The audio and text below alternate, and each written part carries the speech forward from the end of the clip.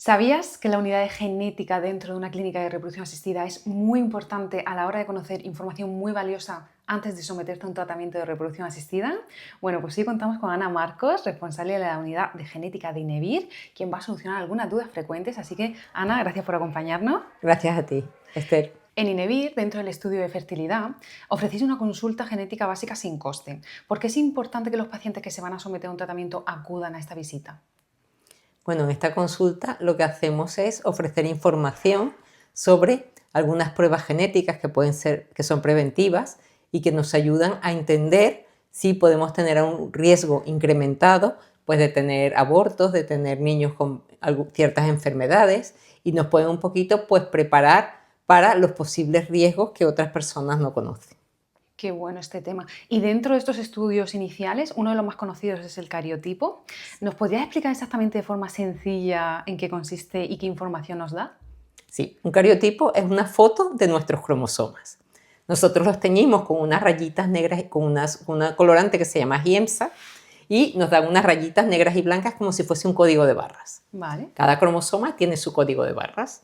Entonces, nosotros cuando producimos nuestros óvulos y nuestros espermatozoides, vamos a decir que los cromosomas los ordenamos y cuando están ordenados, separamos. Así, cada óvulo y cada espermatozoide tienen que tener uno del 1, uno del 2, uno de cada uno, 23 y 23. 23 de la madre y 23 del padre, el niño tiene 46. Pero para que este proceso ocurra correctamente, mis dos cromosomas tienen que ser iguales. Es decir, mis códigos de barras de mis dos unos tienen que ser iguales, cada uno de ellos tiene que ser igual. Cuando una persona no tiene sus códigos de barras idénticos, lo que ocurre es que hay un riesgo incrementado de aborto de repetición. Entonces, estas parejas saben que si empiezan un tratamiento, el riesgo de consiguen un embarazo, pero el riesgo de tener un aborto posterior es alto. Entonces, a veces, desde el punto de vista psicológico, es importante para saber si yo soy capaz de soportar el tener eso y prefiero cambiar de gameto o prefiero ver qué alternativas tengo y poder tomar esa decisión, no una vez que me he metido en un tratamiento y he tenido que padecer, porque esta gente puede tener hasta un 70% de abortos. Quiere decir que de cada 10 embarazos, 7 serían abortos. Claro, hay muchas chicas que tienen abortos de repetición y no entienden qué pasa y no se han hecho a lo mejor algunas pruebas genéticas y al final hacerse esta prueba marca la diferencia un poco a la hora de hacer un tratamiento, ¿no? Sí, de conocer y de decidir, bueno, en qué condiciones yo voy a elegir hacer mi tratamiento. Vale, para ir más preparada y con esa información. Sí. Y además del cariotipo, recomendáis el estudio de portadores de enfermedades recesivas, que mucha gente piensa que si son sanos y no tienen antecedentes, pues no necesitan esta prueba. ¿Pero por qué es importante igualmente? Bueno, porque esta prueba es una prueba que te permite saber tu riesgo de tener un niño enfermo, a pesar de que el padre, la madre, la familia del padre y la familia de la madre sean todos personas sanas, ¿vale?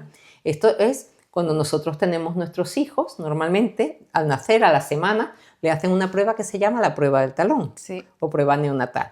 Y a veces pues nos salen niños enfermos de padres y familias que todos son sanos. Y entonces uno se queda como diciendo, bueno, ¿y esta enfermedad? ¿Cómo me puede ocurrir que yo tenga un hijo con esta enfermedad si en mi familia no hay nadie que la tenga y la de mi pareja tampoco? Eso es porque todos somos sanos portadores de enfermedades. Entonces, esta prueba lo que te permite saber es de qué eres portadora tú, de qué es portador tu pareja. Si somos portadores de la misma enfermedad, es porque tenemos un gen malo cada uno, y si esos dos genes malos se unen en nuestro niño, este niño estaría enfermo. Si somos sanos es porque también tenemos uno bueno. Si se juntan los dos buenos, pues nuestros niños serían sanos. Entonces, esto te permite pues saber si tienes un riesgo incrementado de tener un niño con alguna de estas enfermedades que nos enteramos cuando nacen los niños, porque nadie sabe que puede tener un niño. Y de hecho puedes tener hijos sanos que tengan los dos buenos, que tengan los dos malos, que tengan uno bueno o uno malo de cada padre. Entonces, como hay muchas posibilidades, si tú te fijas, cada vez que tenemos un niño, nos hacen a cada niño la prueba del talón, claro, porque aunque sean hermanos, hijos de los mismos padres, no tienen por qué tener los mismos genes. La genética es diferente, qué curioso es esto, ¿eh? Y un aspecto importante a tener en cuenta es para la realización de estas pruebas es el tiempo. ¿Cuánto tardan los resultados aquí? Exacto, en todos sitios. Los resultados tardan un mes. Un mes. De media. A veces vienen 2 o 3 días antes. Si se complica porque no queda bien y hay que repetir alguna parte del proceso, puede tardar un mes y medio, que no es frecuente, pero bueno, en algún caso sí se ha dado. Pasamos ahora a lo que ocurre una vez que se consigue embarazo. Una de las pruebas que más dudas genera es el test prenatal no invasivo. ¿En qué consiste exactamente? Vale, eso es lo que coloquialmente llamamos la prueba del síndrome de Down. Nosotros cuando nos quedamos embarazados pueden pasar muchas cosas porque bueno, están ahí y nos pueden pasar muchas cosas, pero lo más frecuente es tener un niño con síndrome de Down. Entonces, por eso se hacen las pruebas prenatales. Hay como dos pruebas. Una prueba que es una prueba estadística, un cribado prenatal o un triple screening, que se hace normalmente metiendo unos datos en un ordenador y ese ordenador te da una probabilidad. Pero evidentemente no es una prueba diagnóstica porque es una probabilidad y hay mucha gente que te dice, bueno, pues es que me dijeron que tenía un niño con Down y no era, y otros que te dicen, me dijeron que no era y sí lo era, ¿no? Entonces esa prueba es muy importante porque se hace una ecografía y sí se ven algunos aspectos relacionados con los problemas cromosómicos. Pero hay otra prueba que es mucho más fiable y es el test prenatal no invasivo. Eso lo que ocurre es que en la sangre de la madre hay ADN del bebé. Entonces, en una muestra de sangre materna, sin poner en riesgo al niño, pues podemos contar cuántos cromosomas tiene ese bebé, si tiene un cromosoma de más o tiene un cromosoma de menos, y con una fiabilidad superior al 99%. Entonces, en INEVIR solemos recomendar hacer las dos pruebas. La estadística, porque tiene una ecografía que es muy importante, y la genética, porque nos cuenta muy bien los cromosomas. ¿Y qué tipo de alteraciones es capaz de detectar? Pues lo que hace es contar cromosomas. Entonces sé cuántos cromosomas tiene mi bebé. Si tiene 46 cromosomas, 2 de cada uno, pues un niño cromosómicamente sano. Si tiene un 21 de más, sabemos que es un síndrome de Down. Si tiene un X menos, sabemos que es un síndrome de Turner. Es decir, hay varios síndromes que llegan a nacer y o pueden ser abortos ya de segundo o tercer trimestre. Vale. Entonces, bueno, es simplemente una manera de saber si voy a tener, por ejemplo, un síndrome de Patot, que es un niño que muchas veces no llega a nacer y si llega a nacer se muere durante el primer año de vida, porque vienen con muchas complicaciones. Entonces, no tiene sentido mantener ese embarazo hasta llegar mucho más allá, porque realmente es mucho más doloroso pues, tener una pérdida en un momento avanzado o un niño que nace, que además con muchas malformaciones. Sí, que es bastante importante. Y dentro de todas las que nos pueden pasar millones de cosas, esto es lo que se ve con más frecuencia. Sí. Jolín. Y entonces, esta pregunta que es muy habitual también, ¿en qué se diferencia el test de cribado que ofrece la Seguridad Social a este del test prenatal no invasivo? Porque muchas veces parece lo mismo, pero no lo es. No lo es. El cribado de la Seguridad Social o de las clínicas privadas, que te lo hacen también en las clínicas privadas, es una prueba estadística. Lo que hacemos es meter en un ordenador 4 valores. Primero se hace un análisis de sangre donde se miden 2 hormonas. Una es la beta, que es con la que nosotros sabemos que estamos embarazadas, y otra es la papa, que las dos proteínas las produce el embrión. Entonces, el síndrome de Down, por ejemplo, tiene una beta alta y una papa baja. Entonces, cuando tú tienes la papa baja, pues te dice en la sangre de la madre es que el embrión está produciendo poca, y si tiene la beta alta, pues todo esto te va dando un riesgo. Vale. Pero hay gente que tiene la beta alta y no tiene un síndrome de Down. Por eso no es diagnóstica, porque es una estadística. Luego se mide un pliegue nucal que tiene el bebé en una ecografía. Se mira el hueso nasal, una serie de marcadores ecográficos que cuando están presentes es probable que cuando el pliegue es pequeñito y tiene su huesito nasal, pues la probabilidad de tener un problema cromosómico es baja. Cuando tiene un pliegue gordito, pues el riesgo es más alto. Y luego se mira también la edad de la madre. ¿Por qué? Porque a medida que somos más mayores, pues tenemos más riesgo de tener un síndrome de Down o de Edwards, cualquiera de estos cromosomas de más y de menos en nuestros óvulos, y entonces el riesgo de tener un niño con este problema se incrementa. Entonces, si la madre tiene 20 años, muchas veces da riesgo bajo porque es joven y la probabilidad es baja, que nunca es cero. Por eso hay muchas niñas de 20 que te dicen, es que yo tuve un síndrome de Down. Bueno, no muchas porque no es frecuente, pero ocurre a veces en niñas porque les da el riesgo bajo y nadie las mira. En cambio, cuando tenemos 40 años, a todas las mujeres, todas tienen un síndrome de Down o Edwards, se suele dar un riesgo más alto, pero luego a esa gente se le mira porque da el riesgo alto. Entonces, bueno, y muchas luego les hacen la prueba y no tienen un síndrome de Down, pero claro, es un tema estadístico totalmente. Entonces, según encajes en esa estadística con las dos proteínas, con tu pliegue nucal y con tu edad, pues te va a dar un valor de alto o de bajo riesgo. Dice 1 partido de 500 o 1 partido de 50.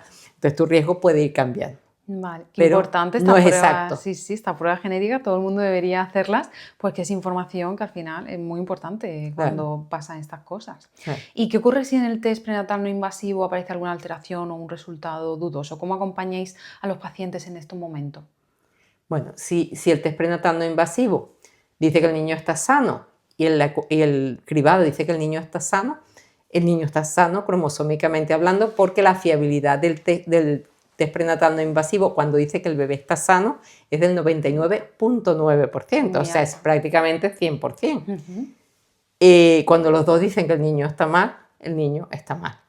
Pero cuando el cribado dice que está bien y el prenatal dice que está mal, entonces lo que intentamos es hacer una amniocentesis pero ya vamos a una amniocentesis con un riesgo alto. Un poquito el objetivo también de esta prueba es no someter a una amniocentesis a un bebé sano, que lo podemos perder y el niño estaba bien. Vale. Entonces cuando se llega ya a la amniocentesis es porque el riesgo de que el niño tenga una alteración cromosómica es elevado. Y ya para terminar, ¿qué mensaje te gustaría dejar a quienes van a iniciar un tratamiento y tienen dudas si hacerse o no estas pruebas genéticas? Bueno, yo creo que es un poquito un tema preventivo, un tema de conocer, de saber tus riesgos. Hay gente que le gusta tener todo muy controlado, entonces necesitan hacer todas estas pruebas para sentirse seguros, pensar que todo va a ir bien, que realmente el desarrollo va a ser independiente de que te las hagas o no, pero es verdad que, bueno, si vas a tener un riesgo alto de tener un aborto de repetición, pues a lo mejor te planteas qué otras alternativas tienes. Y si decides seguir adelante, sabes que te puede pasar, pero no sufres el por qué me está pasando todo esto, porque ya tú sabes de dónde viene y sabías que eso era una posibilidad. Fenomenal. En el caso de las recesivas es importante porque tú podrías evitar tener un niño enfermo. Es decir, cuando la enfermedad recesiva más frecuente en España es la fibrosis quística. Es una enfermedad respiratoria que a los niños les cuesta mucho respirar. Y claro, el problema de la fibrosis quística es que hay muchos niños porque en España hay muchos portadores. Vale. 1 de cada 25 personas en España somos sanos portadores de fibrosis quística. Entonces la probabilidad de que un portador se junte con otro es alta. Es relativamente alta.